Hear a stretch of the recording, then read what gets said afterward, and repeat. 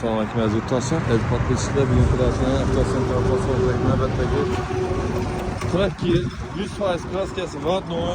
Evden obsesifkalar ko'rmayman. Mashinani usta bir mal ko'rsatib boshlaymiz. Mumkin kraskasi 100% toza, zo'rundan tozasidan polik ko'rishingiz mumkin. Mashinamiz hali 43.000 kilometr masofa bosib o'tgan. Yurtdoshlar, narxi xudo xolasa qo'ldan kelgancha egadan arzon bahoda qo'yishga harakat qilib turibmiz. 193 million so'mga beramiz do'stlar.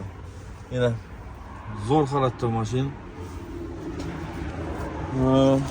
17 million bilan notariusi, oformlanyasi, g'oya hamma xarajat ichida faqat pasport kelsangiz bo'ldi.